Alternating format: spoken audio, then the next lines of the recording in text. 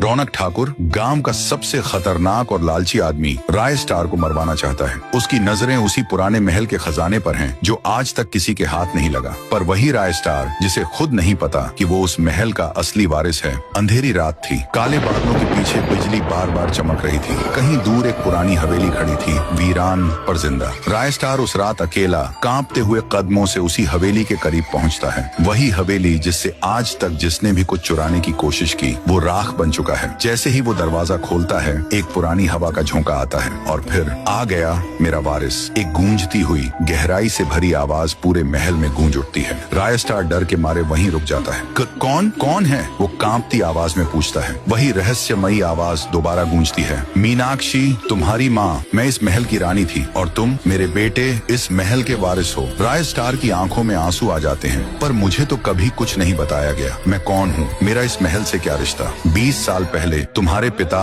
राजा बनी सिंह इस गांव के राजा थे, गरीबों के मसीहा और देशभक्त राजा। पर उनके सबसे बड़े दुश्मन थे वीर प्रताप सिंह यानी रौनक ठाकुर के पिता। उसकी नजर हमेशा हमारे खजाने पर थी। एक रात वीर प्रताप सिंह ने बनी सिंह के सबसे भरोसेमंद सेनापति को रिश्वत देकर मिला लिया और उसी रात उन्होंने धोखे से तुम्हारे पिता को मार दिया। खून से सना सिंहासन। और फिर जब मैं मीनाक्षी देवी उस महल में अकेली थी, उन दरिंदों ने मेरे साथ अमर्यादित व्यवहार करने की कोशिश की। मैंने अपने सम्मान की रक्षा के लिए खुद को आग लगा दी। मरने से पहले मैंने श्राप दिया, जिसने भी इस महल की दौलत को बिना हक चुराने की कोशिश की वो भस्म हो जाएगा।